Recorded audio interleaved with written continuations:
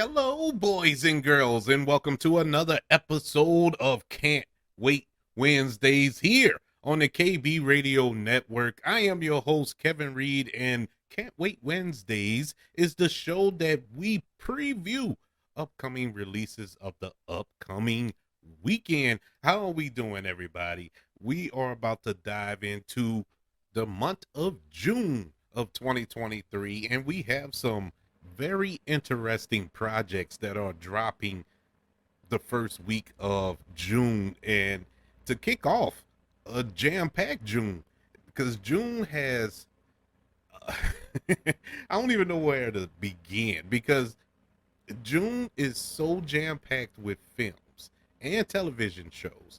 I don't know how us movie lovers who love going out to the theater, who these big blockbuster films or exciting films that we have been anticipating, how are we going to divvy out our time? You know what I'm saying? And I guess I'm saying we, but I'm really talking about me, because there's so much coming out every single week. And it's like, oh my God, I want to see that so bad, but I want to see that so bad, and I want to see that too. It's so much coming out, and it's a good thing. It's a good problem to have. It's an excellent problem to have, because I remember the last 2 years where we didn't have anything coming out. you know, it was so sparingly. You might get one, maybe two movies coming out in 1 month, and one was probably all right. The other one was and you have to wait about 3 months before another good film come out. But no, this summer is just popping, and it starts this week. Let's start in the land of television. First and foremost, we have a television show that has been on my radar for a while. Now, this is an old show. Well, I say old, it's about, I don't know, 2 years old maybe, and is already in its second season in the UK. But us here in the United States, we're finally going to get our taste of it, courtesy of TNT, and it is The Lazarus Project. This just looked interesting to me. The Lazarus Project is a science fiction action drama television show, and the premise of it is George wakes up one morning and discovers the calendar has been rewound 6 months, but neither his girlfriend Sarah nor anybody else seems to notice. George has inadvertently stumbled across the Lazarus Project and now lives in a world with continuous apocalyptic threats and face a life-changing dilemma. This looks awesome. This looks exciting. The show had premiered in the UK in June of last year, and it's taken us a year to get it. Um, but I'm encouraged by the fact that it is well received in the UK. It's one of their most popular shows, and TNT picked it up and going to re-air the first season starting this Sunday, June the 4th. The Lazarus Project. I don't know any of the actors involved in this show, and it doesn't matter. The premise alone has me engaged. So for that reason, let's roll with it. The Lazarus Project drops on TNT this Sunday, June the 4th. Also on June the 4th, we have another television show that I have been excited for. And I'm excited for this because I'm a huge fan of the HBO show Euphoria, which stars Zendaya. And I mean, when I say obsessed with that show, I love Euphoria. Well, that show was created by Sam Livingston, and he got together with The Weeknd, the artist, the pop star, and created this show, The Idol.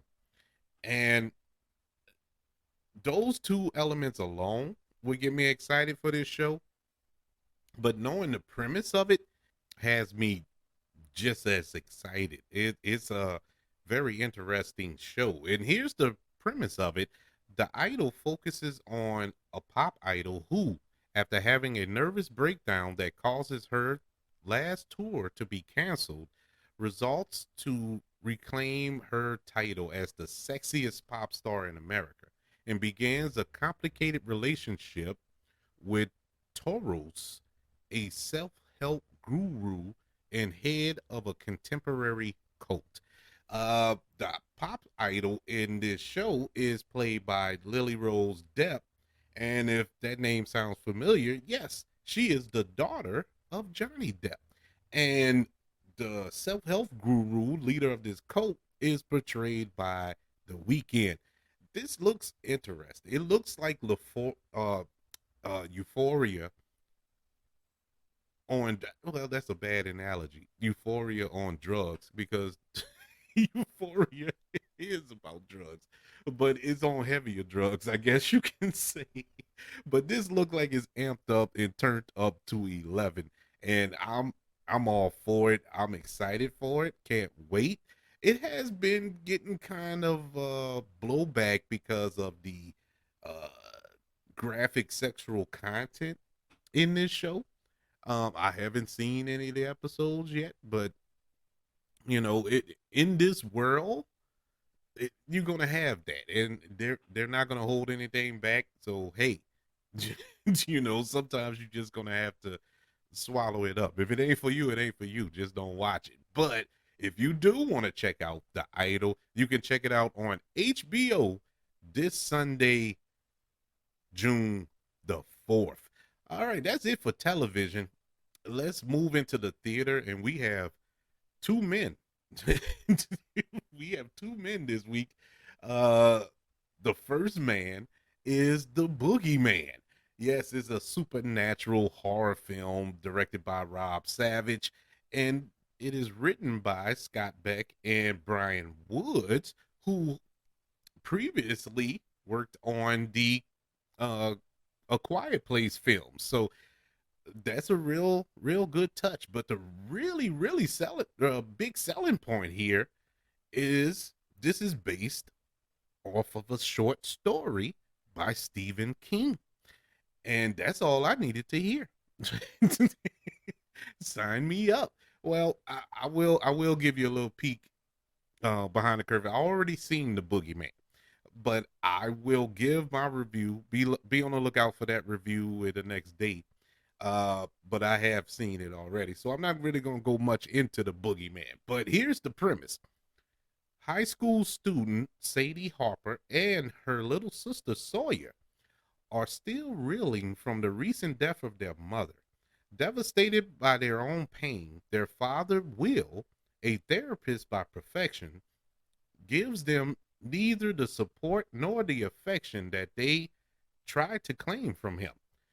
When a devastated patient shows up unexpectedly at their house asking for help, they bring in a terrifying entity that preys on the family and feeds on their greatest suffering. Hey man, if you're in the horror, if you're in the horror, that's it for you. I mean, I'm look, I'm about to go into it. But anyways, The Boogeyman drops in theaters this Friday, June the 2nd. Check it out. Now for our last can't wait and the last man to come out this week. We had The Boogeyman. Now we have Spider-Man. Spider-Man Across the Spider-Verse. Oh man, let me tell you something. I was a gigantic fan of the first film, Spider-Man Into the Spider-Verse. Loved it. It is probably the most comic accurate film you ever gonna see, and it was so emotional, so exciting, so fun, so funny. So I mean, it had everything. It was pure perfection. And when they announced that they were doing a sequel, I was all in. And not only doing a sequel, but they're doing a street pole. If that's a word. There's Spider-Man Beyond the Spider-Verse, which comes out next year. But before we get to that, we have Across the Spider-Verse, which comes out this Friday, June the 2nd. I am super excited for this film. Wish I could have saw this one early as well, but you got to take them for what you got to take them how you get them, people. But I will be in the theater. The premise of Spider-Man Across the Spider-Verse goes as such. Over a year after the events of Spider-Man Into the Spider-Verse from 2018, Miles Morales is unexpectedly approached by his love interest, Gwen Stacy, to complete a mission to save every universe of Spider People from the Spot, who can cause a cataclysmic disaster. Miles is up for the challenge when he and Gwen's journey through the multiverse together and meet its protectors, a group of spider people known as the Spider Society, led by Miguel O'Hara. However, Miles finds himself at odds with Miguel and the Spider Society on how to handle the threat. Who I I want this. I want this bad. This is a film that was supposed to come out last year. I think actually it was supposed to come out the year before. No. It was last year. It was supposed to come out last year, but it was pushed back to this Friday, and I was so hurt when this was the only one. No, The Flash hurt me too, but this hurt me worse. This hurt when they announced they pushed this back. All the other films that they were pushing back because of COVID and all that, it didn't really bother me. I was kind of upset because, I was selfish and I wanted to see him.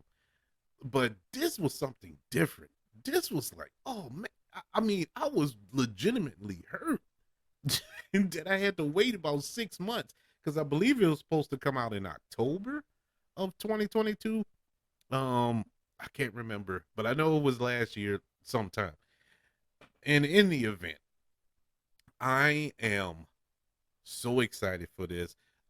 Returning, we have Shamik Moore as Miles Morales, Haley Steinfeld as Gwen Stacy, Brian Tyree Henry as Jefferson Davis.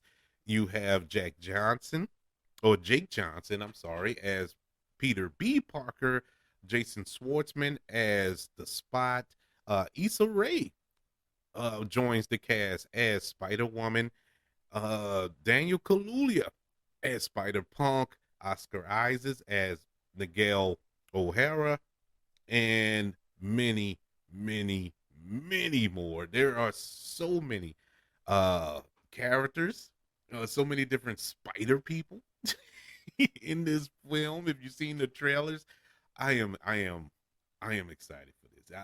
I don't even know what to say other than the fact I can't wait for Friday.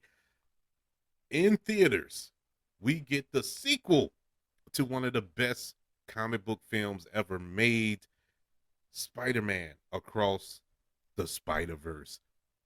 And those are your can't waits this week. You have The Idol premiering on HBO this Sunday, June the 4th. Also on June the 4th, you have The Lazarus Project premiering on TNT. In theaters this Friday, June the 2nd, we have The Boogeyman and Spider-Man Across the Spider-Verse. Whew, what a weekend. I would like to know, what are you excited about? Which one of these projects are you just over the moon, can't wait for them to come out? Let me know by emailing the show, kbradiopodcast@gmail.com. You can also look me up on Twitter at KB Radio Network, and on other social media platforms, just look up the KB Radio Network. Don't forget about the 5 stars, the reviews, and sharing this show. If you're listening on Apple Podcasts, Spotify, iHeartRadio, or wherever it is you're currently listening to Can't Wait Wednesdays here on the KB Radio Network. Also, don't forget, if you're listening on YouTube, subscribe to the channel and give this video a like. Thank you, everybody, for joining me for this edition of Can't Wait Wednesdays. Can't wait to speak to you again. I want you all to know that I love you. Continue to love one another. And until we speak again, you all be blessed.